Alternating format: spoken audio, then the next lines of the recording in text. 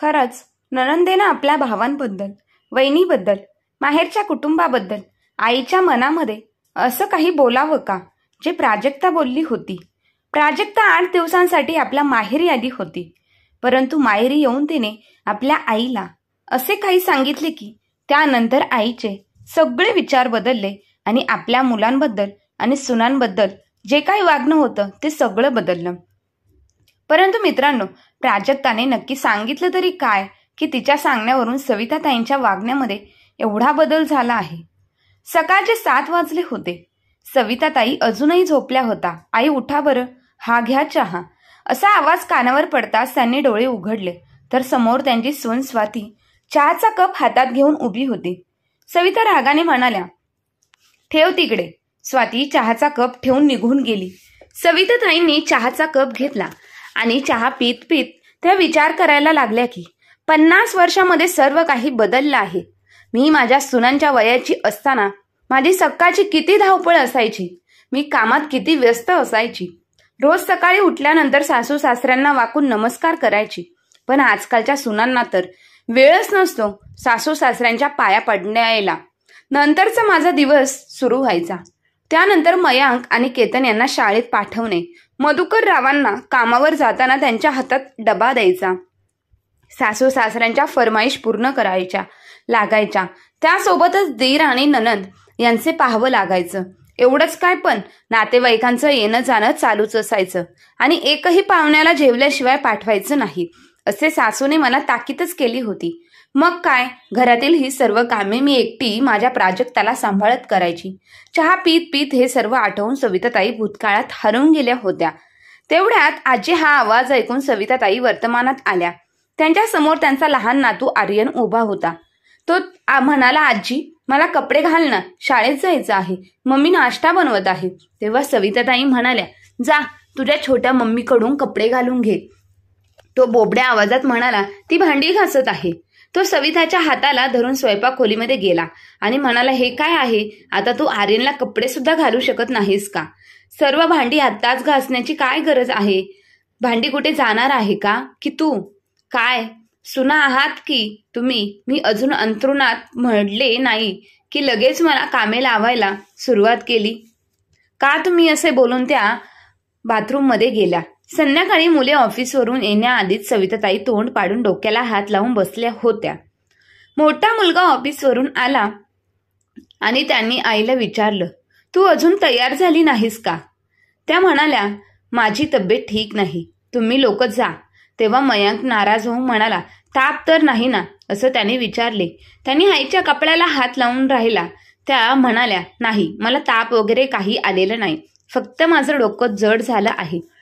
केतन लगेच आपल्या पत्नीला स्वातीला बोलावून म्हणाला, औषध दे, थोड्या वेळात तिला आराम वाटेल, मग त्यानंतर आपण सर्वजण मिळून जाऊया. आपल्याला देशपांडे काकांच्या घरी कार्यक्रमाला जायचं आहे आणि तुला तर त्यांनी आग्रहाने निमंत्रण दिलं आहे. त्यांनी ऐकलं. आई म्हणत होती, मी सांगितले ना नाही येणार, तुम्ही सगळे जा. यावर केतन म्हणाला, आणि मग काय, तू एकटी राहणार आहेस का घरी? आणि आता आपल्याला पार्टीला जायचं म्हटल्यावर घरामध्ये जेवण सुद्धा बनवले नाही. त्यावर सविताताई म्हणाल्या, माझ्या खाण्यापिण्याची काळजी करण्याची काहीच गरज नाही.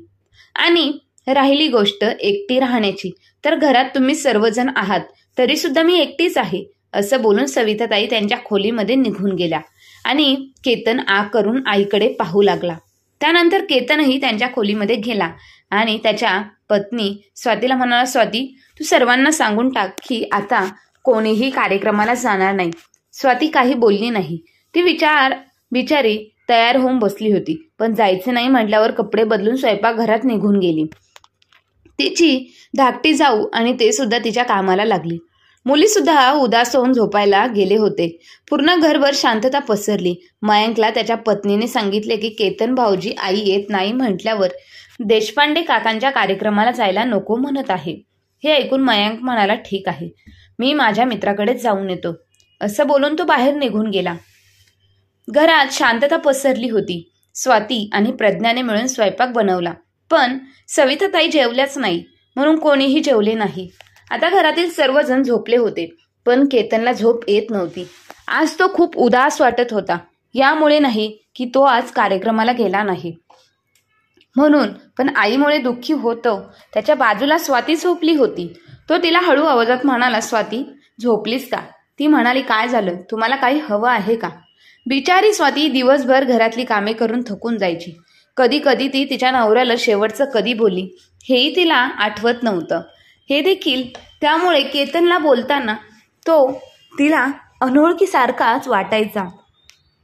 केतन सुद्धा रात्री ती गाढ झोपलेली पाहून तिची झोपमोड करत नव्हता. तो स्वातीला, आईला काय झालं आहे ग स्वाती? म्हणाली, आता मला काय माहिती, तुमची आई आहे, तुम्ही जाऊन विचारा त्यांना. त्या केतन म्हणाला, का ती तुझी आई नाही का? स्वाती हसली आणि म्हणाली, जर तुमच्या आईने मला कधी मुलगी समजले नाही तर ती माझी आई कशी होऊ शकते? मी तर फक्त त्यांची सून आहे, तेही बिना हडामासाची, अगदी मशीनप्रमाणे त्यांच्या सर्व मागण्या पूर्ण करणारी. तो तिला म्हणाला, असे स्वाती बोलू नकोस ग, माझी आई पूर्वी अशी नव्हती. यावर स्वाती म्हणाली, पण लग्न होऊन जेव्हा मी ह्या घरामध्ये पाऊल टाकले तेव्हापासून तर त्या अशाच आहेत. तो म्हणाला, नाही, माझ्याशी नव्हती ती. आता पूर्वीसारखी मनमोकळेपणाने बोलत नाही, तिच्या मनातील कोणाला काही सांगत नाही.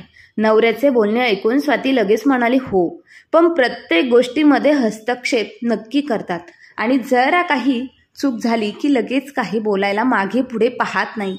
समोरच्या माणसाला काय वाटेल याचा अजिबात विचार करत नाही. कोणाला कशाला. तुमच्या आई मलाच नावे ठेवतात, माझ्या खानदानाचा उद्धार करतात, टोमणे मारतात, पण त्या मोठ्या आहेत म्हणून मी आजपर्यंत त्यांना कधीच उलटून बोलले नाही. केतन म्हणाला, हे काय बोलतेस तू? स्वाती म्हणते, खरं तेच बोलत आहे. मला सांगा, तुम्ही किती वेळा असं घरामध्ये दिवसभर मी सर्व काही सहन करते, पण आजपर्यंत तुम्हाला किंवा नाही कोणाला बोलले. आम्ही दोघी सुद्धा एवढे चांगलं वागून सुद्धा त्या उगाचच काही कारण नसताना तुम्ही यायच्या वेळी तोंड पाडून बसलेल्या असतात. काहीही कारण नसताना स्वाती हे सर्व रागाने बोलत होती. तेव्हा केतन म्हणाला, बस कर आता, आई या घरामध्ये सर्वात मोठी आहे. जर ते आपल्या चुकांवर बोट दाखवते तर याचे वाईट वाटून कशाला घ्यायचे? स्वाती म्हणाली, ठीक आहे, तुम्ही आजपर्यंत मला तुम्ही जे काही बोलले यावर विश्वास ठेवला आहे का? जाऊ दे, आता मला झोपू द्या. माझी सकाळ रोजच्या पहाटेच्या अंधारामध्येच होती. तुमचं काय, तुम्ही 8 वाजेपर्यंत आरामामध्ये झोपता. असे बोलून स्वाती केतनकडे पाठ करून झोपली. पण तरी केतनच्या डोळ्यांमध्ये झोप नव्हती. त्याच्या डोळ्यांसमोर लहानपणापासून आतापर्यंतच्या सर्व आठवणी येत होत्या आणि तो यामध्ये हरवून गेला होता. केतन जेव्हा 10 वर्षांचा होता तेव्हा त्याच्या बाबांचा मृत्यू झाला. 3 भाऊ बहिणींमध्ये केतन सर्वात मोठा होता. त्यानंतर सर्वात धाकटी प्राजक्ता होती.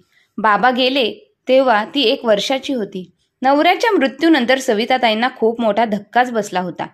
पण आपल्या मुलांसमोर त्यांनी ते दुःखी जीवन कधीच दाखवले नाही, बाहेर येऊही दिले नाही.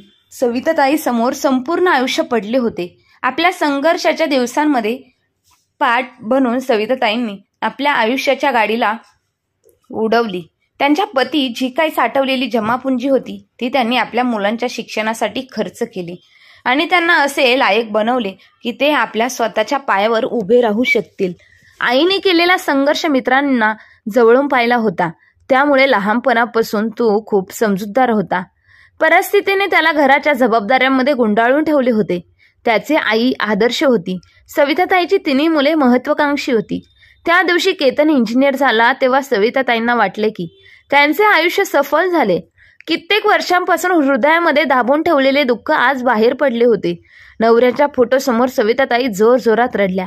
त्या म्हणाल्या, आता तरी तुम्हाला माझ्याबद्दल काही तक्रार नाही ना?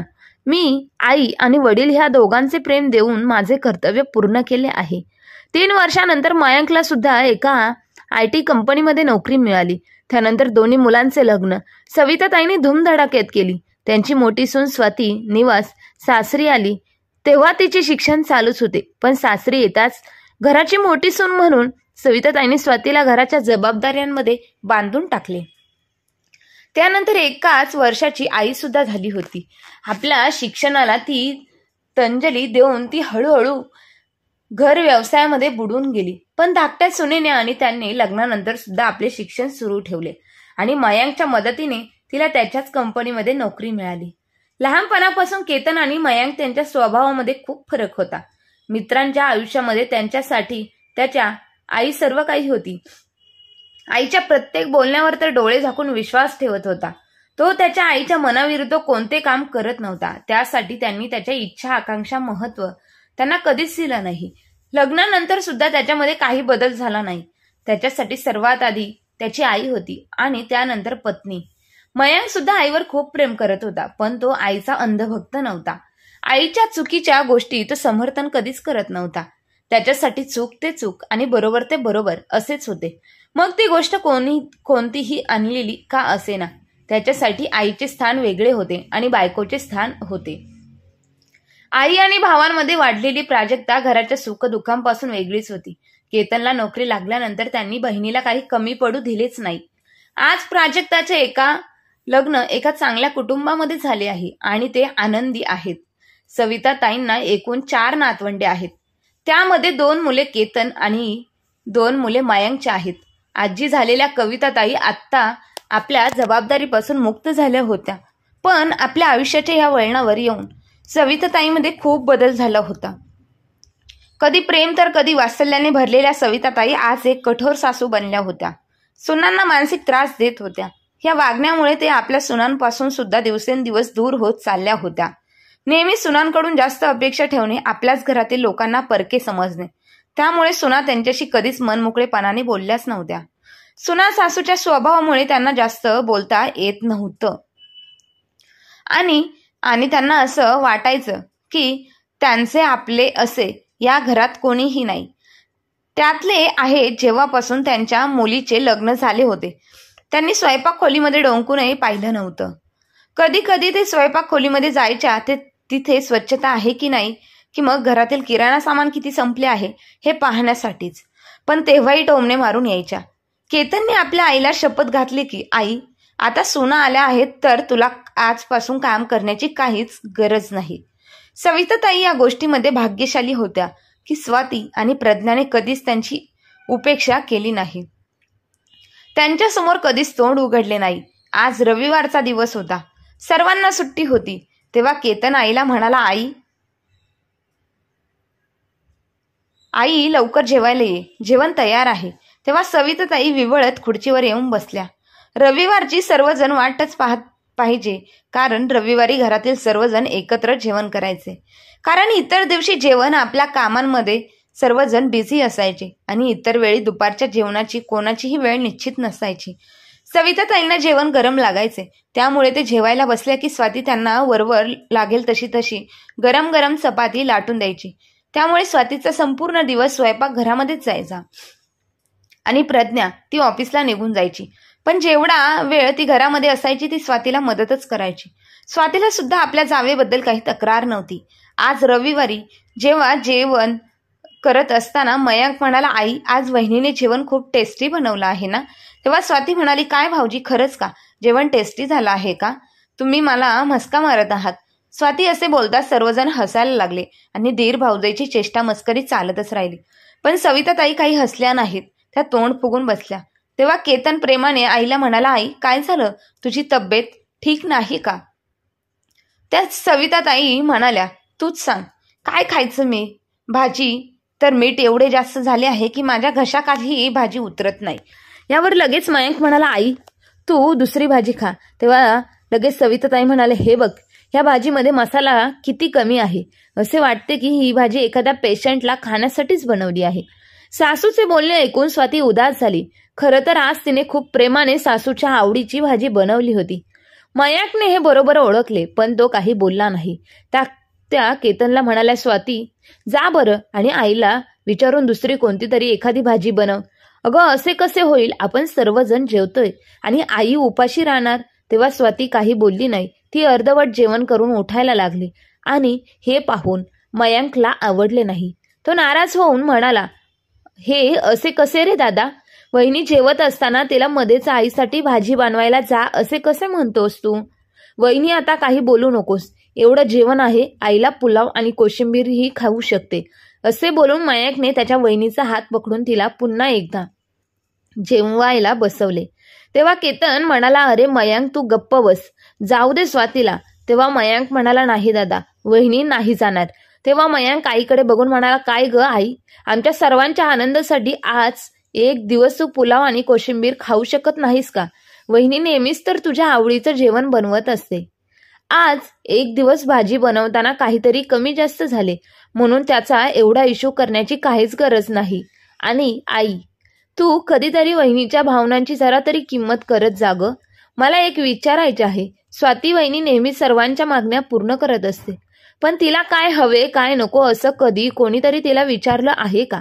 आता मला सुद्धा पनीरची भाजी आवडत नाही, तरी सुद्धा मी खातोय ना, ते फक्त यासाठी की ह्या क्षणासाठी आपण आठवडाभर वाट बघत असतो, कारण रविवारच्या दिवशी आपण सर्वजण एकत्र बसून जेवण करतो.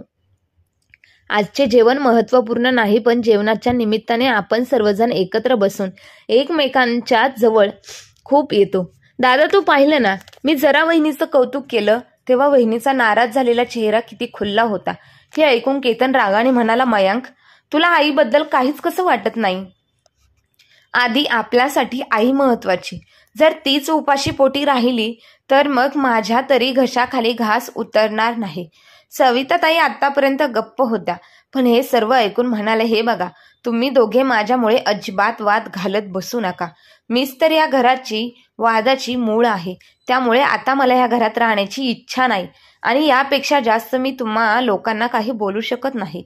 असं बोलून सविताताई जेवणाच्या ताटावरून उठल्या आणि आपल्या खोलीत निघून गेल्या. तेव्हा मयांकची बायको आणि तिच्या नवऱ्याला म्हणाली, काय गरज होती राईचा पर्वत बनवण्याची? मयांक, हे सर्व तुमच्यामुळे झाले आहे. स्वातीताईंनी जर भाजी बनवली असती आणि आपण सर्वजण आणखी काही वेळ जेवायचं थांबलो असतो तर काय आभाळ कोसळले असतं का?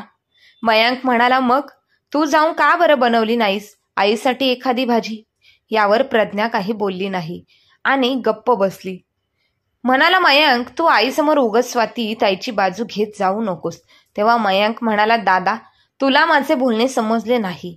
अरे, माझ्या बोलण्याचा हा हेतू नव्हता, पण मी नोटीस केली आहे, आई प्रत्येक वेळेस उगाच टेन्शनमध्ये असते, साध्या साध्या गोष्टींवर नाराज होते, चांगल्या गोष्टीत चुका काढते आणि आईची सवय होऊन राहिली आहे ती, आणि मलाही अजिबात आवडत नाही.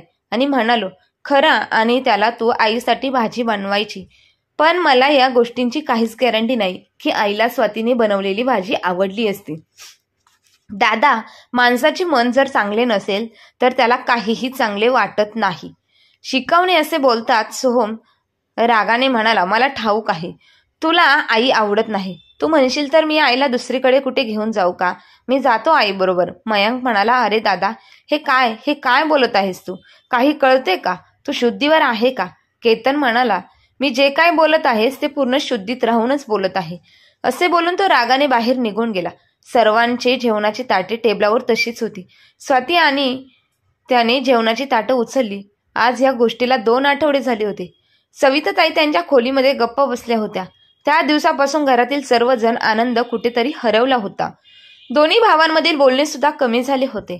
सविताताई नेहमी उदास बसलेल्या असायच्या. सुना एखाद्या मशीनप्रमाणे जीवन जगत होत्या आणि मुलं मात्र आपल्या दुनियेमध्ये व्यस्त होते. आज सकाळी जेव्हा सविताताईंचा मोबाईल वाजला तेव्हा त्यांनी पाहिले की त्यांच्या मुलीचा प्राजक्ताचा फोन आला होता. तिने आईला 2 दिवसांनी 15 दिवसांसाठी माहेरी येणार असल्याचे सांगितलं. 2 दिवसांनी मुलगी येणार आहे हे समजल्यावर कितीतरी महिन्यांनी सविताताईंच्या ओठांवर हसू आले होते.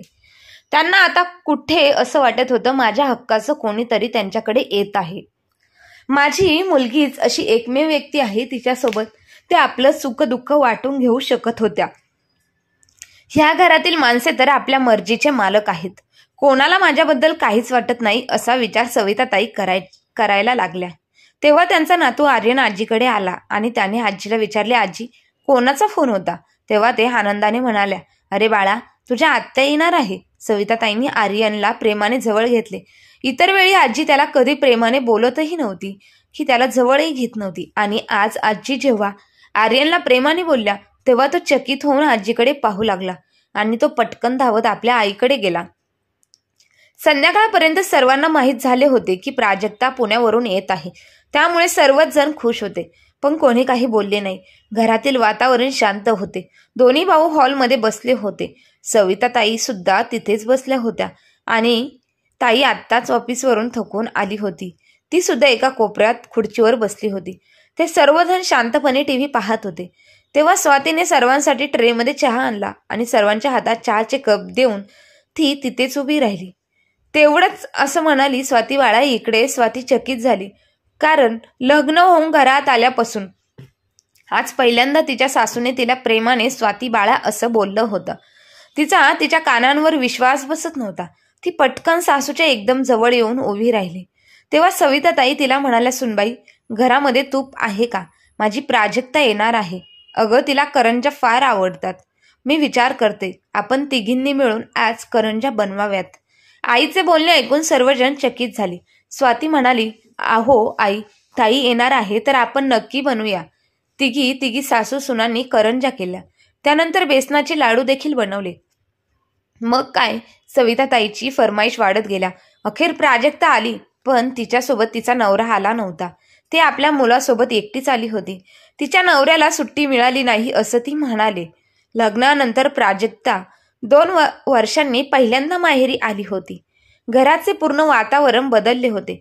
सविताताई दिवसभर प्राजक्ता आणि तिच्या मुलांमध्येच व्यस्त राहायच्या.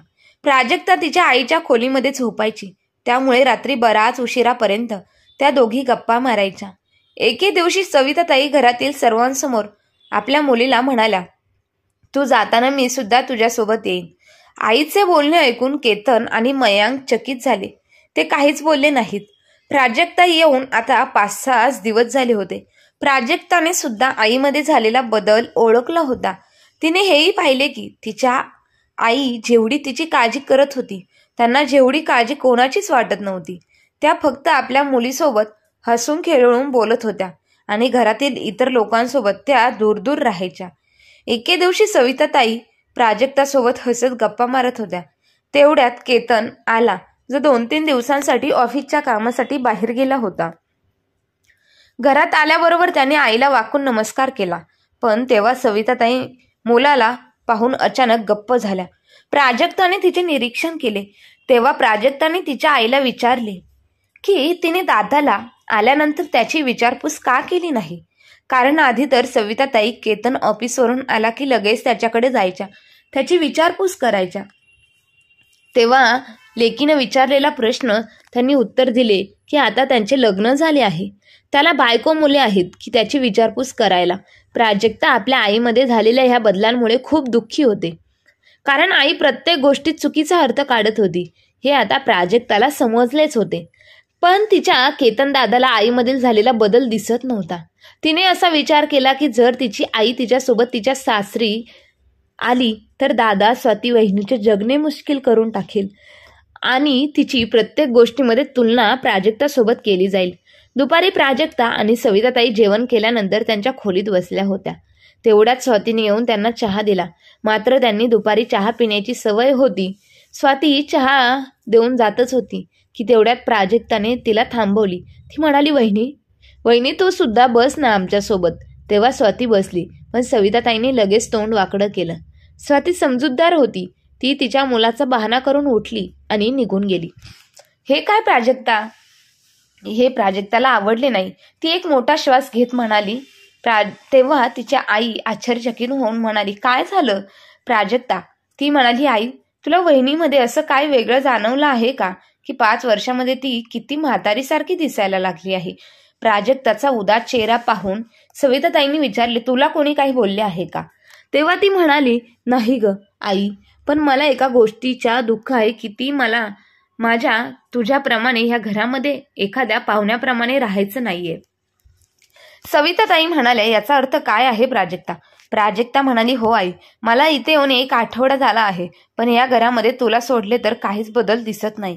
घरात फक्त तू बदललेली आहेस. आई, तुला याची जाणीव आहे का? तुझ्या मुलांसारखी मुलं खूप कमी आहेत. आई वडिलांना लागतात. अगं, तुझ्या दोन्ही सुना तुझ्या इशाऱ्यांवर नाचतात. तुझ्या तोंडापुढे तोंड उघडण्याची त्यांची हिंमत नाही. आई, तू किती सुखात आहेस याची काही कल्पना नाही आणि हे सर्वजण तुझ्या कष्टाचे फळ आहे. तेव्हा सविताताई म्हणाल्या, नाही बाळा, तुला ठाऊक नाही. हे जे काही करतात ते आपले कर्तव्य म्हणून करतात. इथे कोणाला माझ्याबद्दल काही प्रेम वगैरे नाही. मला या सर्वांच्या नजरेमध्ये परकेपणा दिसतो, असे सविताताई उदास होऊन म्हणाल्या. प्राजक्ता आईला म्हणाली, मला सांग आई, हे 5 वर्षामध्ये कधी तू स्वाती वहिनी तुला तुझी मुलगी दिसली का? की तू किती वेळा प्रेमाने बेटी म्हणून तिच्या डोक्यावर हात फिरवला? कधी तिला तुझ्या काही इच्छा आहेत ते विचारून ते जाणून घेण्याचा प्रयत्न केला का? तू कधी तिच्या भावनांना समजून घेतली का? मग तू कशी त्यांच्याकडून अपेक्षा करू शकतेस की त्यांनी तुला आई समजावे आणि त्यांच्या मनात तुझ्याबद्दल प्रेम असावे? अगं आई, प्रेम दिलेस तर प्रेमच मिळते. सविताताई हैराण होऊन प्राजक्ताकडे पाहू लागल्या. प्राजक्ता पुढे म्हणाली, तू उगाचच तुझ्या सुनांचा तिरस्कार करतेस. तुझ्यामुळे आई एके दिवशी तू तुझ्या दोन्ही मुलांना दुरावशील. दोन्ही मुले तुझी कधीच तुला मनापासून बोलणार नाही. आई, तुझे सर्व जीवन कष्ट आणि संघर्षामध्ये गेले आहे. मग ते तू कष्ट कुणासाठी केली? तुझ्या मुलांसाठीच ना. त्यांचं लग्न व्हावे, संसार वेळ वाढावी, आपल्या मुलांचा सुंदर असे एक विश्व असावं असे तुला वाटत असेल ना. मग आज जेव्हा ते आपल्या संसारामध्ये दमले आहेत तर मग याचे तुला का दुःख होत आहे? यावर सविताताई म्हणाल्या, माझ्या भावनांना समज बाळा. मी माझे आयुष्य स्वतःला विसरून तुम्हा मुलांकडे पाहून घालवले. मी आईच्या कर्तव्यासोबत बापाचेही कर्तव्य निभावले आहे. मग एवढे सर्व करूनही जर मी माझ्या मुलांमधून थोडीशी अपेक्षा करू शकते तर मग हा माझा अधिकार नाही का ग? प्राजक्ता म्हणाली, आई, नक्कीच तुझ्या मुलांवर आणि सुनांवरती अधिकार आहे, पण यालाही काही लिमिट असते. अगं आई, तुझ्या सुना लाखात एक आहे. खूप कमी सासवांना अशा सुना मिळतात. तू विनाकारण त्यांच्या चुका काढत बसली आहेस, त्यांच्यावरती बंधनं घालत बसलीस तर एक दिवस असा येईल की तुझी मुले आपापल्या बायकांना घेऊन वेगळे राहतील. मग तेव्हा तू काय करणार आहेस? बाबा गेल्यानंतर तुझा एकटेपणा सहन केला त्यापेक्षा हा एकटेपणा खूप भयंकर असेल. मला त्या ठाऊक आहे. तुझ्या सुनांकडून काय तुझ्या अपेक्षा आहेत. तुला असे वाटते की तू जसा सासुरवास सहन केला तसंच वहिनीनेच करावा. नवऱ्यासोबत जेवायला बसू नये. नेहमी दोन्ही सुनांना डोक्यावर पदर असावा. रोज सकाळी उठल्यावर तुलाच तुझ्या सुनांनी वाकून नमस्कार करावा, हेच ना. पण आई, आता जमाना बदलला आहे. सविताताई आपल्या मुलीच्या चेहऱ्याकडे आश्चर्यचकित होऊन पाहत होत्या, कारण तिने त्यांच्या मनातील बरोबर ओळखले होते. प्राजक्ता म्हणाली, आम्ही बरोबर बोलते ना.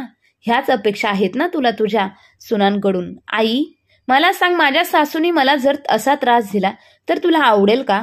सविताताई या गोष्टीवर रडायला लागल्या, पण आईचे अश्रू पाहून प्राजक्ता रडली नाही. ती पुढे म्हणाली, काय जर तू तुझ्या सुनांना, ज्या तुझ्या प्रत्येक सुखदुःखाचा भाग आहे, त्यांना तू आपली मुलगी मानू शकली नाहीस तर मग तुझ्या जावयाला तू तुझा मुलगा कसा मानू शकतेस? अगं, तो तर तुझ्या कधी नजरेसमोरही नसतो. आणि आई, मी तुला माझ्यासोबत पुण्याला येऊ नको असे म्हणतच नाही. मला वाटते की माझ्या आईने माझ्याकडे येऊन राहावे, पण तू ह्या घरातील या माणसांना कंटाळून माझ्याकडे आलीस तर मलाही अजिबात चांगले वाटणार नाही. अगं, ते माझे भाऊ आहेत आणि तुझ्यासोबत मला त्यांच्याही सुखदुःखाची काळजी आहे. केतन दादा तुला खूप मान देतो. त्याचा आत्मा तुझ्यामध्ये बसतो. दादा तुझ्यासाठी काही करेल. त्याच्या विरुद्ध मयंक दादा आहे. तो फक्त कोणी एकासाठी पूर्ण परिवाराला कधीच सोडू देणार नाही. मग त्या जागी तू असू देत किंवा प्रज्ञावहिनी असू दे. आई, हे घर तुझं आहे आणि घरामध्ये जेवढी माणसं आहेत ती सर्व माणसं तुझीच आहेत. मग तूच आपल्या माणसांना स्वतःपासून दूर का केलं आहेस? तेव्हा सविताताई अचानक उठल्या आणि बाहेर गेल्या. त्या प्राजक्ताला मागून म्हणाली, आई, मला माहीत आहे तू माझ्या बोलण्याचा अर्थ वेगळाच काढशील आणि आजपासून मलाही परके समजशील. ह्या गोष्टीला आज 3 दिवस झाले. दोघी मायलेकींमध्ये याबद्दल पुन्हा काहीही बोलणं झालं नाही. सविताताई एकदम गप्प झाल्या होत्या. 2 दिवसांनी प्राजक्ता तिच्या सासरी जाणार होती. नणंदेची जाण्याची तयारी चालू होती. तिला जाताना सोबत नेण्यासाठी वेगवेगळे पदार्थ बनवले जात होते, ज्याचा सुगंध घरभर पसरला होता. सविताताई आपल्या खोलीमध्ये विचार करत बसल्या होत्या. तेवढ्यातच तिथे केतन आला आणि म्हणाला, आई, तू परवा पुण्याला जात आहेस. तिकडे खूप थंडी असेल. तुझ्यासाठी गरम कपडे आणले आहेत, बॅगेमध्ये ठेव. सविताताई काहीच बोलल्या नाहीत. आई काही बोलली नाही म्हटल्यावर केतन तिथून निघून गेला. पूर्ण दिवस कसा गेला समजलं नाही. रात्री जेव्हा सर्वजण एकत्र जेवण करण्यासाठी बसले होते, मयंक म्हणाला, आई, तू तुझं सामान पॅक केलंस की मी तुला पॅक करायला मदत करू? तिकडे तू तुझी काळजी घे, नाहीतर आजारी पडशील. आणि आता जा आणि लवकर झोप. तुला सकाळी लवकर उठायचे आहे. आणि हो, आठवड्यातून 2दा फोन नक्की कर. नाहीतर आम्हाला काळजी वाटेल. पण तेवढ्यातच सविताताई कुठेही जाणार नाही म्हटल्या. मी ना कुठेही जाणार. मी माझी मुलं आणि सुना यांना नातवंडांना सोडून कधीच जाणार नाही, असे बोलून त्यांनी सर्वांना चकित केले. प्राजक्ता लगेच म्हणाली, मला ठाऊक होतं आई, तू असंच करणार. पुन्हा तेच, प्रत्येक गोष्टीचा उलटा अर्थ काढणार. त्या म्हणाल्या, बाळा काही नाही, तू बोलली आणि मला माझी चूक समजली. प्राजक्ता, माणूस जेव्हा झाडावर उलटा लटकवला जातो ना, तेव्हा त्याला पूर्ण जग उलटच दिसतं. बदल आपल्या आत होत असतो, पण आपल्याला आजूबाजूला असणारे लोक आपल्याला बदलल्यासारखे वाटतात. प्राजक्ता स्वतः आणि केतन मुलांनो, माझ्या सासूने खूपच त्रास दिला होता. त्या काळामध्ये जेव्हा मी या घरात सून म्हणून आले होते, म्हणून मी माझ्या सुनांशी तशीच वागत गेले. पण मी हे बघितलं नाही, माझ्या सुना मला फारच जीव लावतात, तरी मी त्यांच्याशी चुकीचंच वागत गेले. त्यांनी स्वाती आणि प्रज्ञाची माफी मागितली आणि म्हणाल्या, खरं तर मी नशीबवान आहे. आजच्या या कलियुगात मला तुमच्यासारख्या समजूतदार सुना मिळाल्या आहेत. सोहम आणि मयंकला खूप आनंद झाला. दुसऱ्या दिवशी प्राजक्ताला तिच्या सासरी जायला निघाली तेव्हा सविताताई तिला म्हणाल्या, मला तर असं वाटते की पहिल्यांदाच घडलं असेल की नेहमी आई मुलीला सासरी जाताना सासू सासऱ्यांशी कसं वागायचं, कसं राहायचं हे शिकवते. पण आज मला माझ्या मुलीमुळे समजले की आईने सासू म्हणून आपल्या सुनांसोबत कसं वागावं. यापुढे म्हणाल्या, खरंच माझ्या इतकी नशीबवान कोणी नाही ज्यांना माझ्या मुलांप्रमाणे समजूतदार मुले आणि सुना आहेत. प्राजक्ता आईला येऊन घट्ट मिठी मारते. प्राजक्ता आईला म्हणते, आई तू खरंच खूप चांगला निर्णय घेतला आहेस. केतन म्हणतो, आई तुला आम्ही कधीही अंतर देणार नाही. असं म्हणून सर्वजण जेवण करतात आणि प्राजक्ता तिच्या सासरी निघून जाते आणि सविताताई आणि तिची दोन्ही मुलं, सुना आणि नातवंड सुखाने सोबत राहू लागतात. तर मग मित्रांनो आणि मैत्रिणींनो, कुटुंबातील घरातील माणसे सर्वजण आपलीच असतात. फक्त चुकीच्या गैरसमजांमुळे आणि चुकीच्या विचारांमुळे नात्यांमध्ये दुरावा वाढत जातो. तर मग मित्र आणि मैत्रिणींनो, प्राजक्ताने आपल्या आईला जे काही सांगितलं ते चुकीचं आहे की बरोबर, याबद्दल तुमचं काय मत आहे ते कमेंट करून नक्की कळवा. आणि आजची कथा कशी वाटली कमेंट बॉक्समध्ये नक्की कळवा. आणि कथा चांगली वाटली तर लाईक, शेअर, सबस्क्राईब नक्की करा. धन्यवाद.